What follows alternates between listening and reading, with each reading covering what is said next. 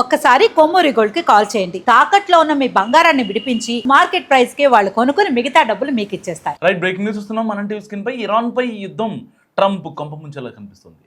అమెరికన్లు ట్రంప్ పై కోపంతో ఊగిపోతున్నారు. యుద్ధం పేరుతో ట్రంప్ వృధా ఖర్చులు చేస్తున్నారని అమెరికన్లు మండిపడుతున్నారు. అంతేకాదు దేశ ప్రజల సంక్షేమం కోసం ఖర్చు పెట్టాల్సిన డబ్బులను ఇలా యుద్ధం పేరిట తగలడంపై అమెరికన్లు మండిపడుతున్నారు. మరోవైపు టారిఫ్ల పేరుతో ఇతర దేశాలపై సుంకాల కారణంగా దేశంలో రేట్లు పెరిగాయి. చివరకు అవి అమెరికన్లకు గుదిబండ్లా మారుతున్నాయి. అలా నిత్యావసరాల ధరలు పెరగడం కూడా అమెరికన్ల ఆగ్రహానికి మరో కారణంగా కనిపిస్తుంది. మొత్తంగా అమెరికా ఫస్ట్ నినాదంతో అధికారంలోకి వచ్చిన ట్రంప్ ఇష్టం వచ్చినట్లు తీసుకున్న నిర్ణయాల కారణంగా ప్రజలు రోడ్లపైకి వచ్చి భారీ నిరసనలు చేపడుతున్నారు.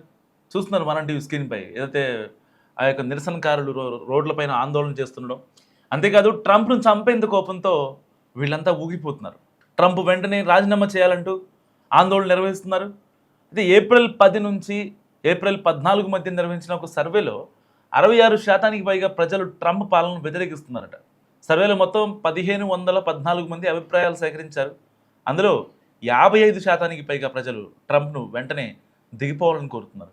మరోవైపు అమెరికా అధ్యక్షుడు ట్రంప్పై 2 ఏళ్లలో ఇప్పటికే 3 సార్లు హత్యా ప్రయత్నాలు జరిగాయి. తాజాగా నిన్న ట్రంప్పై నిందితుడు కాల్పులు జరిపాడు. 2024 జూలైలో పెన్సిల్వేనియా సభలో ట్రంప్పై కాల్పులు జరిగాయి. ఈ దాడిలో కూడా ట్రంప్ రెప్పపాట్లు తప్పించుకున్నాడు. మరోవైపు 2024 సెప్టెంబర్లో ఫ్లోరిడాలో గోల్ఫ్ ఆడుతుండగా ట్రంప్పై మరోసారి మర్డర్ అటెంప్ట్ జరిగింది. అయితే తాజా కాల్పుల వెనుక ఇరాన్ హస్తం ఉందా అనే కోణంలో అమెరికా నిఘా విభాగం FBI దర్యాప్తు చేస్తుంది. వాస్తవానికి డొనాల్డ్ ట్రంప్ చేస్తున్న అక్రమాలు కావచ్చు, ఈ యొక్క అరాచకాలు కావచ్చు, ప్రపంచం పీస్గా ఉండనివ్వకుండా చేస్తున్న పనులకు ఇక్కడ ప్రపంచ దేశాలతో ప్రజలతోనే పాటుగా అక్కడ అమెరికన్లు కూడా తీవ్ర వైరాగ్యంలో ఉన్నారు. ఈ డబ్బు మొత్తాన్ని తీసుకెళ్ళి అనవసరంగా ఇబ్బంది పెడుతున్నాడు యొక్క వీళ్ళని. ఆ డబ్బులు అయితే అమెరికన్లు సంపాదించిన డబ్బులు అమెరికన్లకి పెట్టకుండా అనవసరమైన ఖర్చులు తగలేస్తున్నాడు అంటూ అక్కడ అమెరికన్లు నిరసనలు వ్యక్తం చేస్తున్నారు. డొనాల్డ్ ట్రంప్ హాజరైన వైట్ హౌస్ కరెస్పాండెంట్ డిన్నర్ కార్యక్రమంలో కూడా కాల్పులు జరిగాయి. తుపాకీ పేలిన శబ్దం వినగానే అక్కడున్న వారందరూ భయపడిపోయారు. ఏం జరుగుతుందో తెలియక గడగడ వణిగిపోయారు. ఇంతటి భయానక వాతావరణంలో ఒక పెద్ద ఆయన తనకేమి పట్టినట్టు ప్రశాంతంగా తన మానాన తాను ఆహారాన్ని ఆరగిస్తున్నారు. ఇందుకు సంబంధించిన వీడియో ఒకటి ఇప్పుడు సోషల్ మీడియాలో తెగ వైరల్ అవుతుంది. కార్యక్రమానికి వచ్చిన అనేక మంది అతిథుల్లో ఈ పెద్ద ఆయన కూడా ఒకరు. అక్కడ అందరితో పాటు ఆయన విందును ఆరగిస్తుండగా కాల్పులు కలకం రేగింది. తుపాకీ శబ్దం వినగానే అక్కడ ఉన్నవారు ప్రాణభయంతో వణికిపోయారు. కానీ పెద్ద ఆయన మాత్రం తాపీగా తల పైకెత్తి ఒకసారి చూసి మళ్ళీ తన మానాన్ని తాను తినడం ప్రారంభించారు. అవి తాటాక చప్పుళ్ళు అన్నట్టు ఆ పెద్ద ఆయన తీరు కనిపించింది. ఆ వీడియోకి జనాల నుంచి పెద్ద ఎత్తున స్పందన వచ్చింది. నెటిజన్లు రకరకాల కామెంట్లు చేస్తున్నారు. ఏంటి ఈయన ఇలా బిహేవ్ చేస్తున్నారు, ఆయనకి ఈ ఒక బాంబులన్నా బుల్లెట్లంట భయం ఉండదా అంటూ కామెంట్ చేశారు. మరి భద్రతా ఏర్పాట్లపై పూర్తి నమ్మకం ఉండడంతోనే పెద్ద ఆయన అంత కూల్గా ఉన్నారని కొంతమంది చెప్తున్నారు. అంత ఖరీదైన ఫుడ్ను వదులుకోవడం పెద్ద ఆయనకి ఇష్టం లేదంటూ మరికొందరు అంటున్నారు. ఇలా అంటే డిఫరెంట్ టైప్స్ ఆఫ్ కామెంట్స్ వచ్చాయి. వాస్తవానికి డొనాల్డ్ ట్రంప్ చేస్తున్న వైఖరిపై ఇప్పటికీ అక్కడున్న ప్రజల్లో ఒక నమ్మకం వచ్చే పరిస్థితి కనిపించట్లేదు. ఎప్పటి నుంచో ఏదైతే రష్యా ఉక్రెయిన్ యుద్ధంలో కూడా చాలామంది డొనాల్డ్ ట్రంప్ వైఖరిని చాలామంది వ్యతిరేకించారు. వాళ్ళంతా కూడా ఎట్టి పరిస్థితుల్లో ఎవరికి సపోర్ట్ ఇవ్వద్దు అని చెప్పి అమెరికన్లు భావించారు. అమెరికా సపోర్ట్ మాత్రం ఉక్రెయిన్కే ఇచ్చింది. ఉక్రెయిన్ అధ్యక్షుడు జెలెన్స్కీ అమెరికా వెళ్ళడం, వైట్ హౌస్కి వెళ్ళి ట్రంప్తో మాట్లాడటం, వాళ్ళకి కావాల్సిన యుద్ధ క్షిపణులు కావచ్చు, లేకపోతే ఎయిర్ బేస్ సంబంధించిన క్యాంప్స్ కావచ్చు, ఇలాంటి అయితే అవసరాల నిమిత్తం వాళ్ళిద్దరూ మాట్లాడుకోవడం, తర్వాత జెలెన్స్కీ ఉక్రెయిన్ రావడం, రష్యా మీద దాడి చేయటం, రష్యాకి ఏదన్నా ఇదైతే ఇక్కడ డొనాల్డ్ ట్రంప్ వైట్ హౌస్లో కూర్చొని ఆయన అంటే ఒక రకమైన ఇది పొందడం, ఆనందాన్ని పొందడం, ఇలాంటివన్నీ మనం ఇప్పుడు దాకా చూస్తూ వచ్చాం. కానీ ఇప్పుడు అదే వైఖరిని మళ్ళీ ఇరాన్ ఇజ్రాయెల్ వార్లో పెట్టడం వల్ల మనకేంటి ఉపయోగం అనే ఇదిలో అక్కడున్న అమెరికన్లు ఉన్నారు. మనం ట్యాక్సులు కడుతున్నాం, మన దేశ సంపదని వేరే వాళ్ళకి ఇవ్వడం ఎంతవరకు కరెక్ట్ అనేది చాలామంది సామాన్యులు ఈ యొక్క సివిలియన్స్ బయటకు వచ్చి నిరసనలు చేస్తున్నాం వాస్తవం. ఒకసారి వాషింగ్టన్ హిల్టన్ వేదికగా జరిగిన వైట్ హౌస్ కరెస్పాండెంట్స్ డిన్నర్ కార్యక్రమంలో ఒక పెద్ద ఒక్కసారిగా ఆ కాల్పుల అలజడి రేగింది. ఈ మేరకు అయితే అనేక ఆయుధాలతో ఉన్న వ్యక్తి సెక్యూరిటీ చెక్ పాయింట్ వైపు దూసుకుపోవడంతో సెక్యూరిటీ సర్వీస్ అతన్ని పట్టుకుందని ట్రంప్ చెప్పారు. ఈ మేరకు కస్టడీలో ఉన్న అనుమానితుడి ఫోటోను కాల్పులు మొదలైనప్పుడు రికార్డ్ అయిన ఫుటేజ్ను సోషల్ మీడియాలో ట్రంప్ షేర్ చేశారు. సో ట్రాన్స్పరెన్సీ కోసమే దీన్ని షేర్ చేశారంటూ కూడా ట్రంప్ చెప్తున్నారు. సో సీక్రెట్ సర్వీస్ ఏజెంట్పై కాల్పులు జరిపాడు ఈ యొక్క నిందితుడు. ఈ ఘటనలో ఒక సీక్రెట్ సర్వీస్ అధికారిపై చాలా దగ్గర నుంచి కాల్పులు జరిగాయి.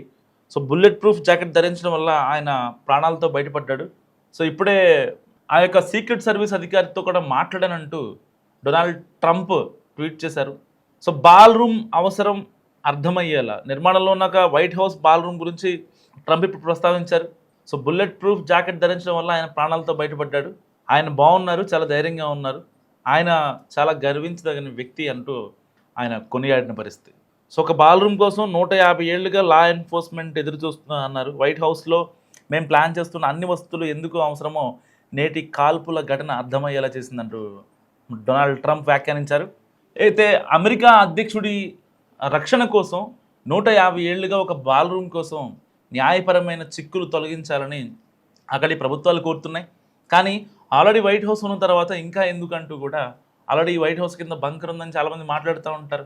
ఒకవేళ వైట్ హౌస్పై ఉన్న పెద్ద బాంబు పడితే ఎక్కడికి వెళ్ళి దాక్కుంటారు అంటే కిందకి వెళ్ళి బంకర్లు దాక్కుంటారని చెప్పి చాలామంది ముక్కుసూటిగా చెప్తారు, కుండ బద్దలుకున్నట్టు చెప్తారు. మరి ఎలాంటి నేపథ్యంలో ఇంకా 150 ఏళ్ళుగా బాల్ రూమ్ కోసం పోరాడుతున్నారంటే అంటే అమెరికా అధ్యక్ష పదవికి అతనికి ఉన్న ఆ యొక్క సెక్యూరిటీ చూస్తుంటే నిజంగా మతిపోవాల్సింది అనిపిస్తుంది. ఏదేమైనప్పటికీ ఒక రకంగా డొనాల్డ్ ట్రంప్ పతనం స్టార్ట్ అయిందని చెప్పుకోవచ్చు. ఇరాన్ ఇజ్రాయెల్ వార్ తన చాప కిందకి నీరు వచ్చేలా చేసింది. సో ఇప్పటిదాకా జనం ఊకున్నారు, నిరసనలు ఇప్పటిదాకా అంటే జస్ట్ 1-on-1 మాట్లాడారు, ఎదురెదురుగా మాట్లాడుకున్నారు. కానీ ట్రంప్ యొక్క తీరు మారకపోవడంతో చాలామంది ఇప్పుడు రోడ్ల మీదకి వచ్చి నిరసనలు చేస్తున్నారు. ఎట్టి పరిస్థితుల్లో మాకు ఆ డబ్బులు మా సంక్షేమానికి ఈ యొక్క పేదల ఏదైనా చిన్న చిన్న పథకాలను లేకపోతే సంక్షేమాలను హెల్త్ గురించనో ఇలాంటి వాటి గురించి ఖర్చు పెట్టాలి. కానీ పిచ్చి పిచ్చిగా ఇలాంటి పనులు చేయడం వల్ల ఏమన్నా యూజ్ ఉందా అంటూ అక్కడి ప్రజలు ప్రశ్నిస్తున్న పరిస్థితి. సో ఇప్పటికే దాదాపుగా గడిచిన 2.5 ఏళ్లలో 2-3 సార్లు ఆయన పైన హత్యాయత్నం చేశారు. సో ట్రంప్ కొద్దిలో మిస్ అయ్యాడు. మర్డర్ అటెంప్ట్ ఇన్నిసార్లు జరుగుతుందంటే మోస్ట్ వాంటెడ్ అని చెప్పి అనే విషయాన్ని ఈ యొక్క డొనాల్డ్ ట్రంప్ మర్చిపోతున్నాడు. ఏ యుద్ధం జరిగినా వాళ్ళిద్దరి మధ్యలో వెళ్ళి ఈయనకి ఎవరైతే ఇష్టమో వాళ్ళతో మాట్లాడి వాళ్ళకి ఫేవర్గా ఉండి వాళ్ళకి ఒక డొనాల్డ్ ట్రంప్ యొక్క సహాయ సహకారాలు అందించి ఇలాంటివి చేయడం వల్ల ప్రపంచ దేశాల మీద దాదాపుగా ఈ యొక్క అమెరికాకి ఉన్న ఆ యొక్క ఫేమ్ని డీఫేమ్ చేసే పనిలో పడ్డాడు.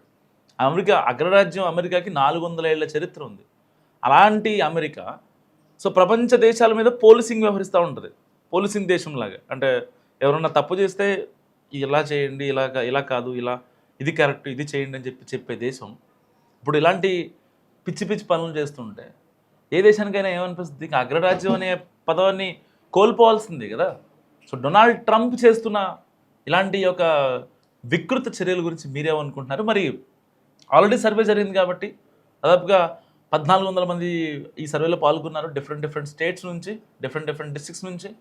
మరి దాదాపు 55%, సగానికి పైగా డొనాల్డ్ ట్రంప్ దిగిపోవాలని కోరుకుంటున్నారు. సో ఇంకా మిగతా అయితే ఆ 45% పీపుల్ సో కట్టర్ ఇంకా వాళ్ళంతా డొనాల్డ్ ట్రంప్ అభిమానులు. సో ఒక పార్టీ అభిమానులు, డొనాల్డ్ ట్రంప్ అభిమానులు, ఇవాంకా ట్రంప్ అభిమానులు వీళ్ళే ఉన్నారు తప్ప సో ఆయన తీసుకున్న నిర్ణయాల గురించి వాళ్ళు ఆలోచించట్లేదు. దేశ సమగ్రత గురించి, దేశ సార్వభౌమత్వం గురించి వాళ్ళు ఆలోచించేవాళ్ళు కాదు. సో వాళ్ళు కంప్లీట్గా ఇన్ అండ్ అవుట్ ట్రంప్ అభిమానులే. సో మరి డొనాల్డ్ ట్రంప్ రాజీనామా చేయాలా వద్దా? మీరు ఏమనుకుంటున్నారు? మస్ట్గా కామెంట్ చేయండి.